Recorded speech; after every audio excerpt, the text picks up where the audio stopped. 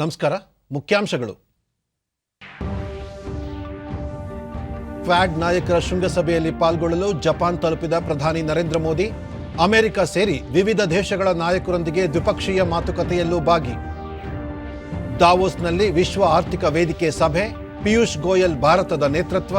ಬಸವರಾಜ ಬೊಮ್ಮಾಯಿ ಸೇರಿ 6 ರಾಜ್ಯಗಳ ಮುಖ್ಯಮಂತ್ರಿಗಳು ಭಾಗಿ. ಜನತೆಯ ಹಿತದೃಷ್ಟಿಯಿಂದ ಕಾರ್ಯನಿರ್ವಹಿಸಲು ಕೇಂದ್ರ ಬದ್ಧ.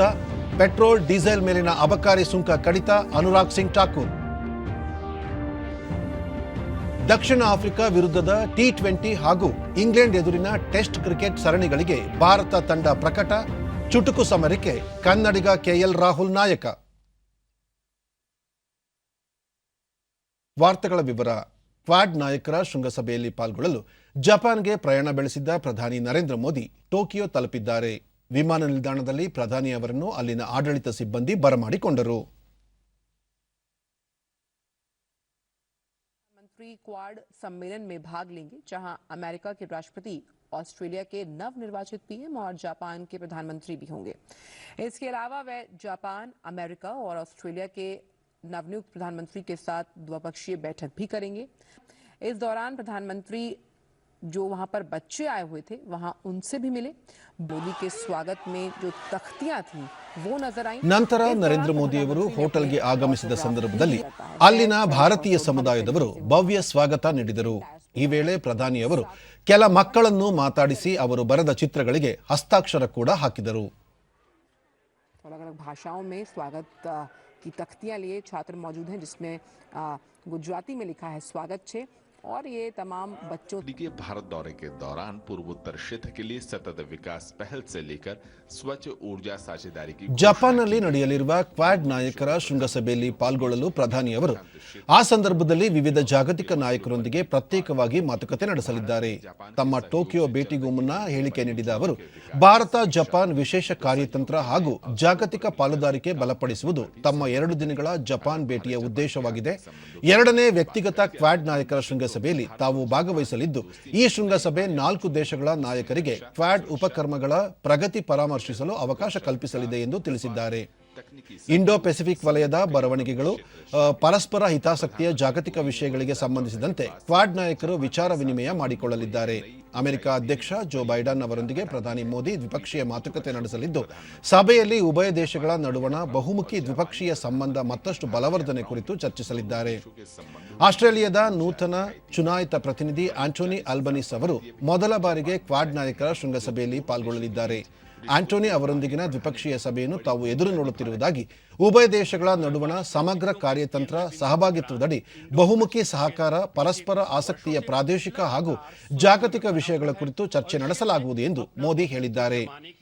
ಭಾರತ ಹಾಗೂ ಜಪಾನ್ ನಡುವಣ ಆರ್ಥಿಕ ಸಹಕಾರದಲ್ಲಿ ವಿಶೇಷ ಕಾರ್ಯತಂತ್ರ ಹಾಗೂ ಜಾಗತಿಕ ಸಹಭಾಗಿತ್ವ ಅತ್ಯಂತ ಮಹತ್ವದ ಅಂಶವಾಗಿದೆ ಎಂದು ತಿಳಿಸಿದ್ದಾರೆ. अब आपको बताते हैं कि क्वाड का गठन कैसे हुआ और कैसे ये सहयोग लगातार चारों ದಾವೋಸ್ನಲ್ಲಿ ಇದೇ 26ರವರೆಗೆ ನಡೆಯಲಿರುವ ವಿಶ್ವ ಆರ್ಥಿಕ ವೇದಿಕೆಯಲ್ಲಿ ಕೇಂದ್ರ ವಾಣಿಜ್ಯ ಮತ್ತು ಕೈಗಾರಿಕಾ ಸಚಿವ ಪಿಯೂಷ್ ಗೋಯಲ್ ಭಾರತದ ನಿಯೋಗದ ನೇತೃತ್ವ ವಹಿಸಲಿದ್ದಾರೆ. ಆರೋಗ್ಯ ಮತ್ತು ಕುಟುಂಬ ಕಲ್ಯಾಣ ಸಚಿವ ಮನ್ಸುಖ್ ಮಾಂಡವಿಯಾ, ಪೆಟ್ರೋಲಿಯಂ ಮತ್ತು ನೈಸರ್ಗಿಕ ಅನಿಲ ಸಚಿವ ಹರ್ದೀಪ್ ಸಿಂಗ್ ಪುರಿ ಹಾಗೂ ಕರ್ನಾಟಕ, ಮಧ್ಯಪ್ರದೇಶ, ತಮಿಳುನಾಡು, ಆಂಧ್ರಪ್ರದೇಶ, ಮಹಾರಾಷ್ಟ್ರ ಮತ್ತು ತೆಲಂಗಾಣ ಈ ರಾಜ್ಯಗಳ ಮುಖ್ಯಮಂತ್ರಿಗಳು ಹಾಗೂ ಇನ್ನಿತರ ಹಿರಿಯ ಸಚಿವರು ಈ ನಿಯೋಗದಲ್ಲಿ ಇರಲಿದ್ದಾರೆ. ಅಲ್ಲದೆ ಈ ವಿಶ್ವ ಆರ್ಥಿಕ ವೇದಿಕೆಯಲ್ಲಿ ಹಲವಾರು ಉದ್ಯಮ ನಾಯಕರು ಸಹ ಚರ್ಚೆಯಲ್ಲಿ ಪಾಲ್ಗೊಳ್ಳಲಿದ್ದಾರೆ. ವಿಶ್ವ ಆರ್ಥಿಕ ವೇದಿಕೆಯು ಜಾಗತಿಕ ನಿರೂಪಣೆ ರೂಪಿಸುವಲ್ಲಿ ಪ್ರಮುಖ ಹಾಗೂ ಸಂಬಂಧಿತ ಮಧ್ಯಸ್ಥಗಾರನಾಗಿ ದೇಶದ ಸ್ಥಾನವನ್ನು ಬಲಪಡಿಸಲು ಸಹಾಯ ಮಾಡುತ್ತದೆ. ವಿಶೇಷವಾಗಿ ಭಾರತ ಮುಂದಿನ ವರ್ಷದಲ್ಲಿ ನಡೆಯಲಿರುವ G20 ಶೃಂಗಸಭೆಯ ಅಧ್ಯಕ್ಷತೆ ವಹಿಸಲಿದೆ. ಭಾರತದ ದೃಢವಾದ ಆರ್ಥಿಕ ಬೆಳವಣಿಗೆ ಹಾಗೂ ಸ್ಥಿರವಾದ ಸ್ಥೂಲ ಆರ್ಥಿಕ ಸೂಚಕಗಳ ದೃಷ್ಟಿಯಿಂದ ಆಕರ್ಷಕ ಹೂಡಿಕೆಯ ತಾಣವಾಗಿ ಯೋಜಿಸುವ ನಿಟ್ಟಿನಲ್ಲೂ ಇದೊಂದು ವೇದಿಕೆಯಾಗಲಿದೆ. ದಾವೋಸ್ ಪ್ರವಾಸದ ನಂತರ ಪಿಯೂಷ್ ಗೋಯಲ್ ಈ ತಿಂಗಳ 26 ಮತ್ತು 27ರಂದು ಇಂಗ್ಲೆಂಡ್ಗೆ ಭೇಟಿ ನೀಡಲಿದ್ದು, ಅಲ್ಲಿನ ಸರ್ಕಾರ ಹಾಗೂ ವ್ಯಾಪಾರಿಗಳೊಂದಿಗೆ ಮುಕ್ತ ವ್ಯಾಪಾರ ಒಪ್ಪಂದದ ಪ್ರಗತಿ ಕುರಿತು ಚರ್ಚೆ ನಡೆಸಲಿದ್ದಾರೆ. ಪ್ರಧಾನಿ ನರೇಂದ್ರ ಮೋದಿ ಅವರು ದೇಶವಾಸಿಗಳ ಹಿತದೃಷ್ಟಿಯಿಂದ ಯಾವಾಗಲೂ ನಿರ್ಧಾರಗಳನ್ನು ತೆಗೆದುಕೊಳ್ಳುತ್ತಾರೆ. ಈ ಹಿನ್ನೆಲೆಯಲ್ಲಿ ಪೆಟ್ರೋಲ್ ಮತ್ತು ಡೀಸೆಲ್ ಮೇಲಿನ ಅಬಕಾರಿ ಸುಂಕವನ್ನು ಕೇಂದ್ರ ಸರ್ಕಾರ ಕಡಿತಗೊಳಿಸಿದೆ ಎಂದು ಕೇಂದ್ರ ವಾರ್ತಾ ಮತ್ತು ಪ್ರಸಾರ ಖಾತೆ ಸಚಿವ ಅನುರಾಗ್ ಸಿಂಗ್ ಠಾಕೂರ್ ತಿಳಿಸಿದ್ದಾರೆ. ಹಿಮಾಚಲ ಪ್ರದೇಶದ ಕಂಗ್ರಾ ಜಿಲ್ಲೆಯ ಗಗ್ಗಲ್ ವಿಮಾನ ನಿಲ್ದಾಣದಲ್ಲಿ ನಿನ್ನೆ ಸುದ್ದಿಗಾರರೊಂದಿಗೆ ಅವರು ವಿಶ್ವದಾದ್ಯಂತ ಕಚ್ಚಾ ತೈಲದ ಬೆಲೆ ನಿರಂತರವಾಗಿ ಏರಿಕೆಯಾಗುತ್ತಿದ್ದು ಜನರಿಗೆ ಪರಿಹಾರ ನೀಡಲು ಕೇಂದ್ರ ಸರ್ಕಾರ ಈ ಐತಿಹಾಸಿಕ ನಿರ್ಧಾರ ತೆಗೆದುಕೊಂಡಿದೆ. ಈ ಬಾರಿ ಪ್ರತಿಪಕ್ಷಗಳ ಆಡಳಿತವಿರುವ ರಾಜ್ಯಗಳು ತಮ್ಮ ರಾಜ್ಯದಲ್ಲಿ ಪೆಟ್ರೋಲ್ ಮತ್ತು ಡೀಸೆಲ್ ಮೇಲಿನ ತೆರಿಗೆಯನ್ನು ಕಡಿತಗೊಳಿಸಿ ಸಾಮಾನ್ಯ ಜನರಿಗೆ ಪರಿಹಾರ ನೀಡಲಿವೆ ಎಂದು ಭರವಸೆ ನೀಡಿದರು. ಪ್ರಧಾನಮಂತ್ರಿ ಉಜ್ವಲ ಯೋಜನೆಯಡಿ 9 ಕೋಟಿಗೂ ಅಧಿಕ ಫಲಾನುಭವಿಗಳಿಗೆ ವರ್ಷಕ್ಕೆ 12 ಸಿಲಿಂಡರ್ಗಳವರೆಗೆ ಪ್ರತಿ ಸಿಲಿಂಡರ್ಗೆ 200 ರೂಪಾಯಿ ಅನುದಾನ ನೀಡುವ ಮಹತ್ವದ ನಿರ್ಧಾರವನ್ನು ಸಹ ಕೇಂದ್ರ ಸರ್ಕಾರ ತೆಗೆದುಕೊಂಡಿದೆ ಎಂದು ಸಚಿವರು ಹೇಳಿದರು. ಕಳೆದ 2 ವರ್ಷಗಳಲ್ಲಿ ಕೊರೋನಾ ಸಾಂಕ್ರಾಮಿಕದ ಸಂದರ್ಭದಲ್ಲಿ ದೇಶದ 80 ಕೋಟಿಗೂ ಹೆಚ್ಚು ಜನರಿಗೆ ಉಚಿತವಾಗಿ ಆಹಾರ ಧಾನ್ಯ ವಿತರಿಸಲಾಗಿದೆ. ಅಲ್ಲದೆ 90 ಕೋಟಿಗೂ ಅಧಿಕ ಜನರಿಗೆ ಉಚಿತವಾಗಿ ಕೊರೋನಾ ಲಸಿಕೆ ಸಹ ಕೇಂದ್ರ ಸರ್ಕಾರ ವಿತರಿಸಿದೆ ಎಂದು ಅನುರಾಗ್ ಸಿಂಗ್ ಠಾಕೂರ್ ತಿಳಿಸಿದರು. ಈ ವರ್ಷದಿಂದ ಗೆಜೆಟೆಡ್ ಅಲ್ಲದ ಹುದ್ದೆಗಳ ನೇಮಕಾತಿಗೆ ಸಾಮಾನ್ಯ ಅರ್ಹತಾ ಪರೀಕ್ಷೆ ಸಿಇಟಿ ನಡೆಯಲಿದ್ದು ಅಂತಹ ಮೊದಲ ಪರೀಕ್ಷೆ ವರ್ಷಾಂತ್ಯದ ಮೊದಲು ನಡೆಸಲು ನಿರ್ಧರಿಸಲಾಗಿದೆ ಎಂದು ಸಿಬ್ಬಂದಿ ಮತ್ತು ಸಾರ್ವಜನಿಕ ಕುಂದುಕೊರತೆಗಳ ಖಾತೆ ಸಚಿವ ಡಾಕ್ಟರ್ ಜಿತೇಂದ್ರ ಸಿಂಗ್ ಹೇಳಿದ್ದಾರೆ. ದೆಹಲಿಯಲ್ಲಿ ನಿನ್ನೆ ಸಿಬ್ಬಂದಿ ಮತ್ತು ತರಬೇತಿ ಡಿಒಪಿಡಿ ಅಡಿಯಲ್ಲಿ ಎಲ್ಲ 6 ಸ್ವಾಯತ್ತ ಸಂಸ್ಥೆಗಳ ಜಂಟಿ ಸಭೆಯ ಅಧ್ಯಕ್ಷತೆ ವಹಿಸಿ ಮಾತನಾಡಿದ ಅವರು, ಡಿಒಪಿಟಿ ಅಡಿಯಲ್ಲಿ ರಾಷ್ಟ್ರೀಯ ನೇಮಕಾತಿ ಏಜೆನ್ಸಿ ಎನ್ಆರ್ಎ ಕಂಪ್ಯೂಟರ್ ಆಧಾರಿತ ಆನ್ಲೈನ್ ಸಾಮಾನ್ಯ ಅರ್ಹತಾ ಪರೀಕ್ಷೆ ಸಿಇಟಿಯನ್ನು ನೇಮಕಾತಿಗಾಗಿ ನಡೆಸಲು ಸಜ್ಜಾಗಿದೆ. ದೇಶದ ಪ್ರತಿ ಜಿಲ್ಲೆಯಲ್ಲಿ ಕನಿಷ್ಠ 1 ಪರೀಕ್ಷಾ ಕೇಂದ್ರದ ಮೂಲಕ ಉದ್ಯೋಗಾಕಾಂಕ್ಷಿಗಳಿಗೆ ಸುಲಭವಾಗಿ ನೇಮಕಾತಿ ಅವಕಾಶ ದೊರಕುವಂತೆ ಮಾಡಲಾಗಿದೆ ಎಂದು ಹೇಳಿದರು. ಸಾಮಾನ್ಯ ಪ್ರವೇಶ ಪರೀಕ್ಷೆಯು ಯುವ ಉದ್ಯೋಗಾವಕಾಶಿಗಳಿಗೆ ಸುಲಭವಾಗಿ ನೇಮಕಾತಿ ದೊರಕುವ ಸುಧಾರಣೆಯಾಗಲಿದೆ. ಯುವಕರಿಗೆ, ವಿಶೇಷವಾಗಿ ದೂರದ ಪ್ರದೇಶಗಳಲ್ಲಿ ವಾಸಿಸುವವರಿಗೆ ವರದಾನವಾಗಲಿದೆ ಎಂದು ಜಿತೇಂದ್ರ ಸಿಂಗ್ ಹೇಳಿದ್ದಾರೆ. ಕೇಂದ್ರ ಸಚಿವ ಪ್ರಹ್ಲಾದ್ ಜೋಶಿ ಹುಬ್ಬಳ್ಳಿಯ ಕಿಮ್ಸ್ ಆಸ್ಪತ್ರೆಗೆ ನಿನ್ನೆ ಭೇಟಿ ನೀಡಿ ಧಾರವಾಡದ ಬಾಡ ಗ್ರಾಮದ ಬಳಿ ನಡೆದ ರಸ್ತೆ ಅಪಘಾತದಲ್ಲಿ ಗಾಯಗೊಂಡು ಚಿಕಿತ್ಸೆ ಪಡೆಯುತ್ತಿರುವವರ ಯೋಗಕ್ಷೇಮ ವಿಚಾರಿಸಿದರು.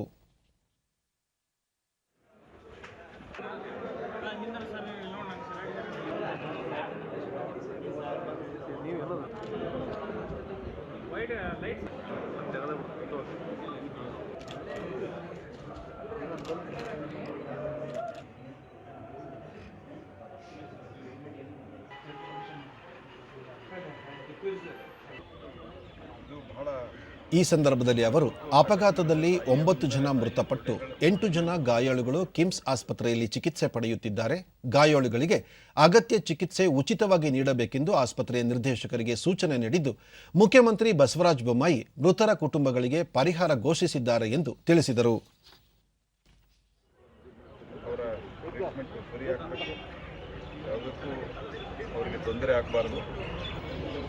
ತಕ್ಷಣ ಮುಖ್ಯಮಂತ್ರಿಗಳಿಗೂ ಮಾತನಾಡಿ ಇವರ ಮೃತರಿಗೆ ಪರಿಹಾರ ಮತ್ತು ಇವರಿಗೆಲ್ಲ ಗಾಯಾಳದ ಚಿಕಿತ್ಸೆಗೆ ಸಂಬಂಧಿಸಿದ ಕ್ರಮ ಕೈಗೊಳ್ಳಬೇಕಂತ ವಿನಂತಿಪೂರ್ವಕ ಆಗ್ರಹವನ್ನು ಮಾಡಿದ್ದೆ. ಕ್ರಮ ಕೈಗೊಂಡು ಸೂಚನೆಯನ್ನು ಕೊಟ್ಟಿದ್ದಾರೆ ಜಿಲ್ಲಾಧಿಕಾರಿಗಳಿಗೆ ಇತ್ಯಾದಿ. ಎಲ್ಲರನ್ನೂ ಸರಿಯಾಗಿ ಟ್ರೀಟ್ಮೆಂಟ್ ಇತ್ಯಾದಿ ಕೊಡಿಸ್ಕೊಂಡು ಮತ್ತು ಗಾಯಾಳುಗಳಿಗೆ ಚಿಕಿತ್ಸೆಗೆ ವ್ಯವಸ್ಥೆ ಮಾಡಿದ್ದಾರೆ ಮತ್ತು ಮೃತರಿಗೆ ಪರಿಹಾರ ಘೋಷಣೆ ಮಾಡಿದ್ದಾರೆ. ರಾಜ್ಯಪಾಲ ಥ್ಯಾವರ್ಚಂದ್ ಗೆಹ್ಲೋಟ್ ನಾಳೆಯಿಂದ ವಿಜಯಪುರ ಜಿಲ್ಲೆ ಪ್ರವಾಸ ಕೈಗೊಳ್ಳಲಿರುವ ಹಿನ್ನೆಲೆಯಲ್ಲಿ ಜಿಲ್ಲಾಧಿಕಾರಿ ಡಾಕ್ಟರ್ ವಿಜಯ ಮಹಾಂತೇಶ್ ದಾನಮ್ಮನವರ್ ಹಾಗೂ ಜಿಲ್ಲಾ ವರಿಷ್ಠಾಧಿಕಾರಿಗಳು ನಿನ್ನೆ ಸ್ಥಳ ಪರಿಶೀಲನೆ ನಡೆಸಿದರು.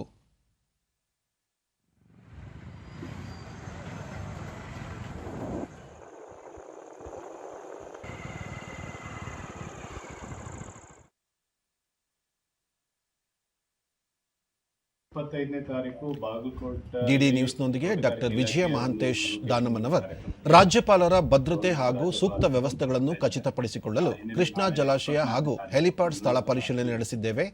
ನಾಳೆ ಆಲಮಟ್ಟಿಗೆ ಆಗಮಿಸುತ್ತಿರುವ ಅವರು 25ರಂದು ಬಾಗಲಕೋಟೆ ತೋಟಗಾರಿಕಾ ವಿಶ್ವವಿದ್ಯಾಲಯದ 11ನೇ ಘಟಿಕೋತ್ಸವದಲ್ಲಿ ಪಾಲ್ಗೊಳ್ಳಲಿದ್ದಾರೆ ಎಂದು ತಿಳಿಸಿದರು. ಇಂದು ಜಿಲ್ಲಾ ಮಟ್ಟದ 10 ಪ್ರಾಧಿಕಾರಿಗಳ ಸಭೆ ಕರೆದಿದ್ದು ಇತರ ಅಗತ್ಯ ಕ್ರಮಗಳ ಕುರಿತು ಅಧಿಕಾರಿಗಳಿಗೆ ನಿರ್ದೇಶನ ನೀಡಲಾಗುವುದು ಎಂದು ಜಿಲ್ಲಾಧಿಕಾರಿಗಳು ತಿಳಿಸಿದರು. ಮತ್ತು ಭದ್ರತಾ ದೃಷ್ಟಿಯಿಂದ ಸಹ ಏನು ಕ್ರಮ ತಗೋಬೇಕು ನೋಡಲಿಕ್ಕೆ ಎಸ್ಪಿ ಅವರು ಮತ್ತೆಲ್ಲ ಪೊಲೀಸ್ ಅಧಿಕಾರಿಗಳು ಬಂದಿದ್ದಾರೆ. ಇದಿತ್ತು ಅದು ಘಟಪ್ರಭಾ ಅದು ಮಲಪ್ರಭಾ ಸೇರಿಕೊಂಡು ಇರಬೇಕಷ್ಟು. ಹೌದು ಸರ್. ಏನು ಈಗ ಇನ್ನೂ ಪ್ರಾರಂಭಿಕ ಹಂತ ಅಲ್ವಾ, ಇನ್ನೂ ಏನು ಅಂತ ಯಾವುದು ಪರಿಸ್ಥಿತಿ ಇಲ್ಲ. ಬಟ್ ಈ ವರ್ಷನೂ ಸಹ ಒಳ್ಳೆಯ ಮಳೆ ಆಗೋ ಸಾಧ್ಯತೆ ಇರೋದ್ರಿಂದ ಮತ್ತು ಸತತವಾಗಿ 3-4 ವರ್ಷ ತಮಗೆಲ್ಲ ಗೊತ್ತಿದೆ ಹೆಚ್ಚಿನ ನೀರು ಬಂದುಬಿಟ್ಟು ನಮಗೆ ಪ್ರವಾಹ ಒಂದು ಪರಿಸ್ಥಿತಿ ಇದೆ. ಆ ಹಿನ್ನೆಲೆಯಲ್ಲಿ ನಾವು ಮುಂಜಾಗ್ರತಾ ಕ್ರಮ ಈಗಾಗಲೇ ತಗೊಳ್ತಾ ಇದ್ದೇವೆ ಮತ್ತು ವಿಶೇಷವಾಗಿ ನಾಳೆ ನಾವು ನಮ್ಮ ಜಿಲ್ಲಾ ಮಟ್ಟದ ಏನು ವಿಪತ್ತು ಪ್ರಾಧಿಕಾರದ ಸಭೆಯನ್ನು ಸಹ ಕರೆದಿದ್ದೇವೆ. ಕೋಲ್ಕತ್ತಾದ ಸಾಲ್ಟ್ ಲೇಕ್ ಮತ್ತು ಸೈನ್ಸ್ ಸಿಟಿ ಆಡಿಟೋರಿಯಂನ ರಾಜಾರಾಮ್ ಮೋಹನ್ ರಾಯ್ ಲೈಬ್ರರಿ ಫೌಂಡೇಶನ್ನಲ್ಲಿ ರಾಜಾರಾಮ್ ಮೋಹನ್ ರಾಯ್ ಅವರ 250ನೇ ಜನ್ಮ ದಿನಾಚರಣೆ ಉದ್ಘಾಟನಾ ಕಾರ್ಯಕ್ರಮದಲ್ಲಿ ಕೇಂದ್ರ ಸಂಸ್ಕೃತಿ ಕಿಶನ್ ರೆಡ್ಡಿ ನಿನ್ನೆ ವರ್ಚುವಲ್ ವೇದಿಕೆ ಮೂಲಕ ಭಾಗಿಯಾದರು. ಈ ವೇಳೆ ಪಶ್ಚಿಮ ಬಂಗಾಳದ ರಾಜ್ಯಪಾಲ ಜಗದೀಪ್ ಧನ್ಕರ್, ವಿರೋಧ ಪಕ್ಷದ ನಾಯಕ ಸುವೇಂದು ಅಧಿಕಾರಿ ಮತ್ತಿತರರು ಭಾಗವಹಿಸಿದ್ದರು.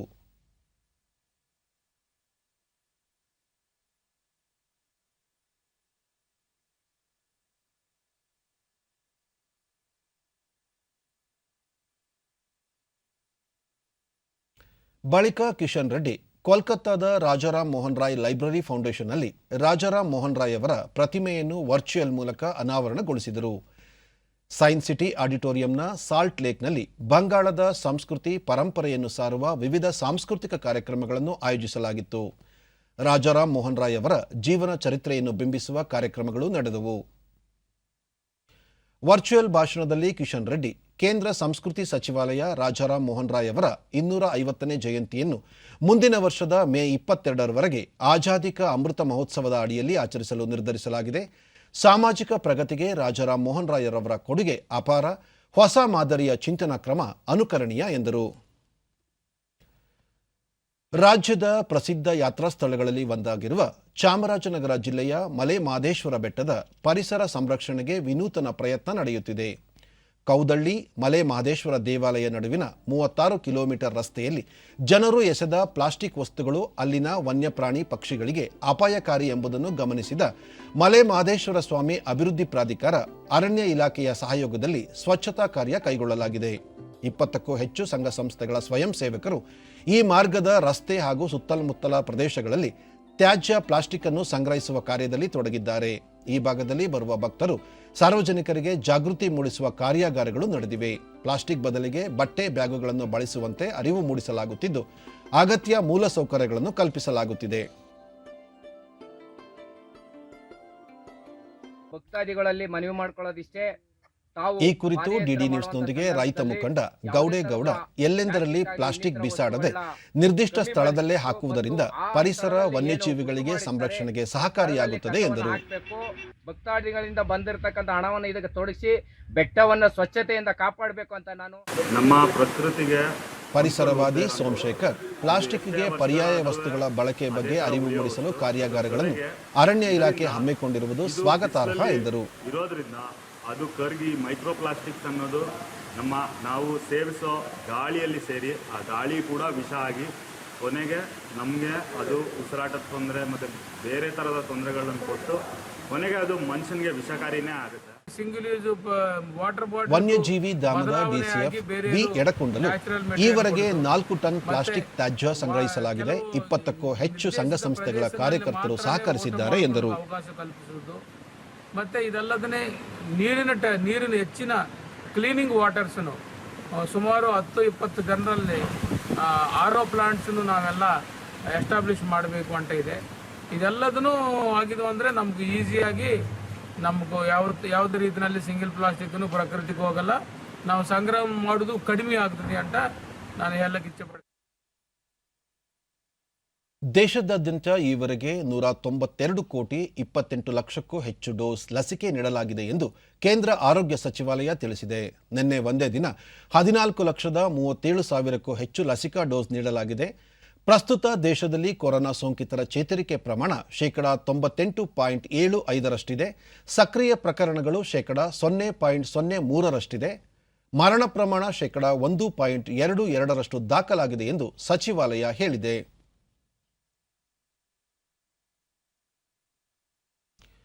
ಆಧುನಿಕ ಜಗತ್ತು ಕಂಡ ಬಹುದೊಡ್ಡ ಸಂಗ್ರಾಮಗಳಲ್ಲಿ ಭಾರತದ ಸ್ವಾತಂತ್ರ್ಯ ಸಂಗ್ರಾಮವೂ ಒಂದು. ತಾಯ್ನೆಲವನ್ನು ವಿದೇಶಿಗರ ಕಪಿಮುಷ್ಟಿಯಿಂದ ಬಿಡುಗಡೆಗೊಳಿಸುವಲ್ಲಿ ತಮ್ಮ ಸರ್ವಸ್ವವನ್ನು ತ್ಯಾಗ ಮಾಡಿದ ಹಲವು ಮಹನೀಯರು ಹಾಗೂ ಸ್ವಾತಂತ್ರ್ಯ ಸಂಗ್ರಾಮದ ಹಲವು ವಿಷಯಗಳ ಕುರಿತ ವಿಶೇಷ ವರದಿಯ ಸರಣಿ ಇಲ್ಲಿದೆ.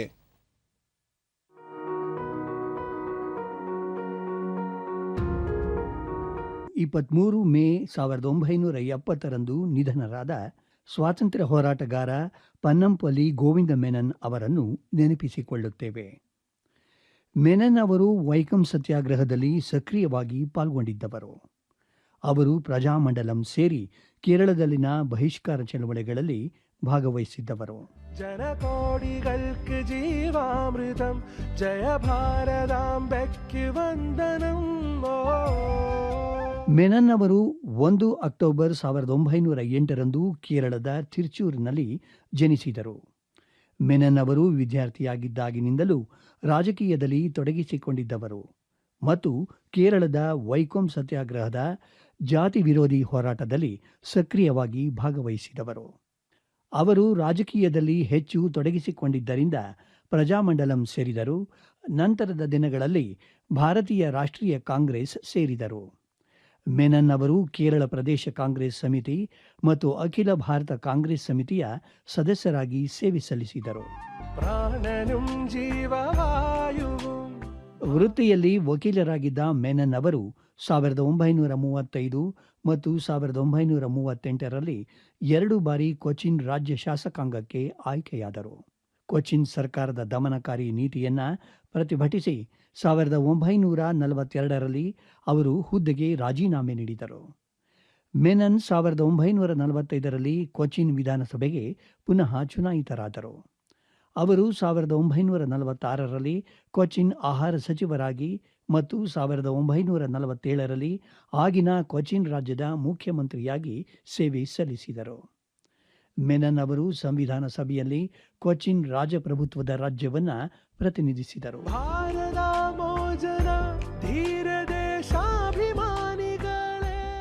1949ರಲ್ಲಿ ತಿರುವಾಂಕೂರು ಕೊಚ್ಚಿನ್ ರಾಜ್ಯ ರಚನೆಯೊಂದಿಗೆ ಮೆನನ್ 1952ರಲ್ಲಿ ಹಣಕಾಸು ಸಚಿವರಾದರು.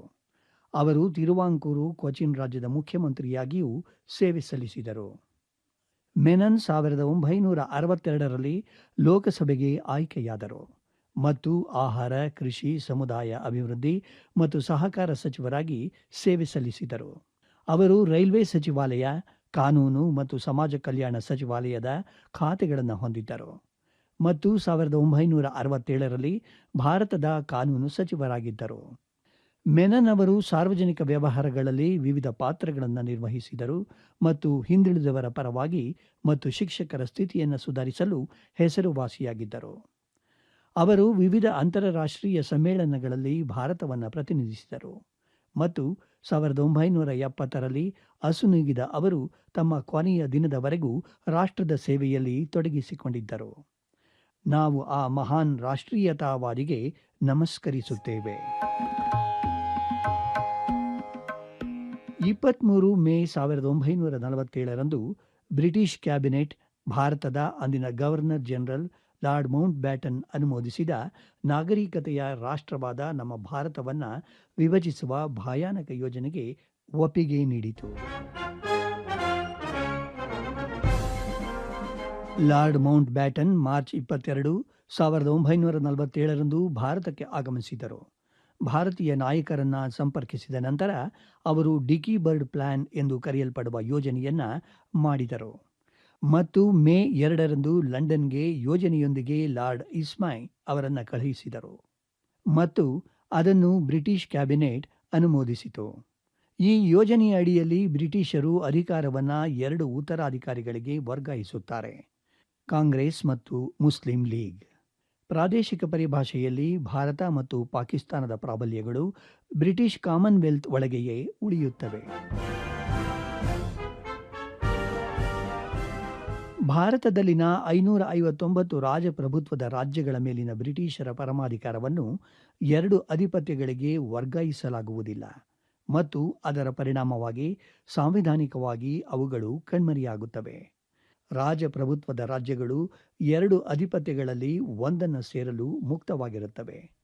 ಅವರು ಸ್ವತಂತ್ರರಾಗುತ್ತಾರೆ ಮತ್ತು ಯಾವುದೇ ಅಧಿಪತ್ಯಕ್ಕೆ ಸೇರುವುದಿಲ್ಲ ಎಂಬ 3ನೇ ಆಯ್ಕೆಯನ್ನು ಮುಕ್ತವಾಗಿ ಇಡಲಾಗಿತ್ತು.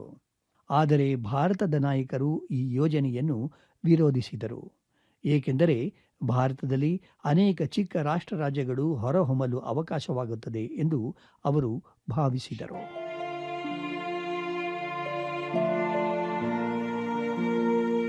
1857ರಲ್ಲಿ ನಡೆದ ಮೊದಲ ಸ್ವಾತಂತ್ರ್ಯ ಸಂಗ್ರಾಮದಲ್ಲಿ ಭಾಗವಹಿಸಿದ್ದ ಹುನ್ನಮೋಹನ್ ಸಿಂಗ್ ಅವರನ್ನು ಕೂಡ ನಾವು ನೆನಪಿಸಿಕೊಳ್ಳುತ್ತೇವೆ. ಆರಂಭದಲ್ಲಿ ಸಿಂಗ್ ಅವರು ಇಂಗ್ಲಿಷ್ ಈಸ್ಟ್ ಇಂಡಿಯಾ ಕಂಪನಿಯ ಸೈನ್ಯಕ್ಕೆ ಸೇವೆ ಸಲ್ಲಿಸುತ್ತಿದ್ದರು. ಆದರೆ ಸ್ವಾತಂತ್ರ್ಯ ಹೋರಾಟಗಾರರೊಂದಿಗೆ ಕೈಜೋಡಿಸಲು ಅದನ್ನು ತೊರೆದರು.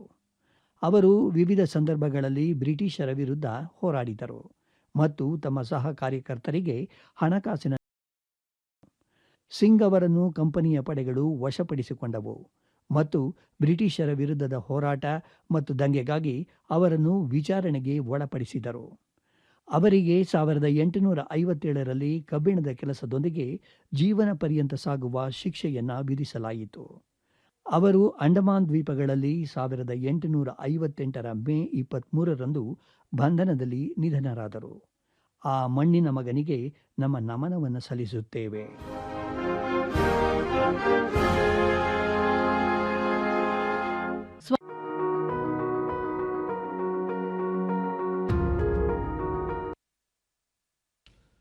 ಸ್ವದೇಶದಲ್ಲಿ ನಡೆಯಲಿರುವ ದಕ್ಷಿಣ ಆಫ್ರಿಕಾ ವಿರುದ್ಧ 5 ಪಂದ್ಯಗಳ T20 ಸರಣಿ ಹಾಗೂ ಇಂಗ್ಲೆಂಡ್ ವಿರುದ್ಧದ ಟೆಸ್ಟ್ ಕ್ರಿಕೆಟ್ ಸರಣಿಗಳಿಗಾಗಿ ಭಾರತ ತಂಡವನ್ನು ಪ್ರಕಟಿಸಿದೆ.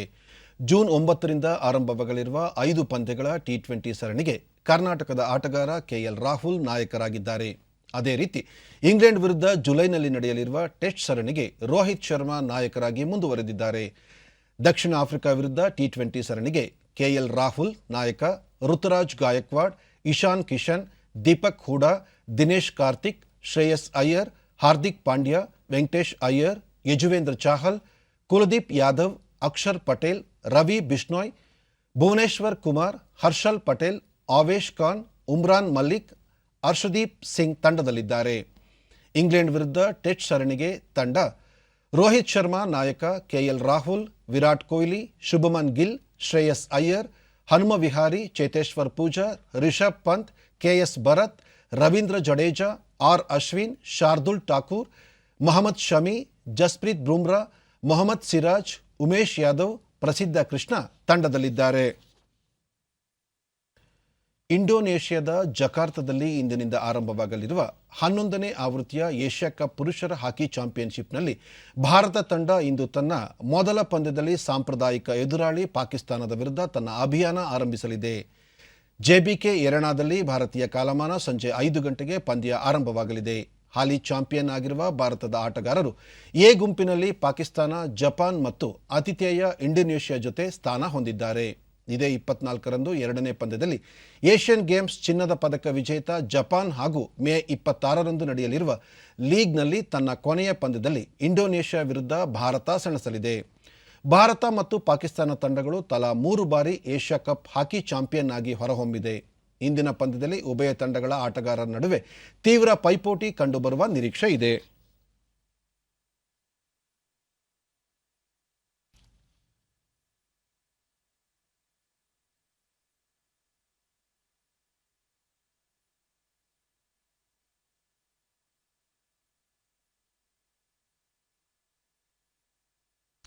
ಈಗ ಇಂದಿನ ಪತ್ರಿಕೆಗಳ ಇಣುಕು ನೋಟ. ಕ್ವಾಡ್ಗೆ ತೆರಳಿದ ಮೋದಿ, ಬಾಂಧವ್ಯ ವೃದ್ಧಿ ಅಜೆಂಡಾ, ದ್ವಿಪಕ್ಷೀಯ ಬಾಂಧವ್ಯ ವಿಚಾರ ಚರ್ಚೆ. ದೇಶ ಕಟ್ಟಲು ಮಠಗಳ ಸಹಕಾರ ಬೇಕು, ಮೋದಿ. ಗಣಪತಿ ಸಚ್ಚಿದಾನಂದ 80ನೇ ಹುಟ್ಟುಹಬ್ಬ, ಶ್ರೀಗಳ ಸಾಮಾಜಿಕ ಧಾರ್ಮಿಕ ಕಾರ್ಯಕ್ಕೆ ಪ್ರಧಾನಿ ಶ್ಲಾಘನೆ.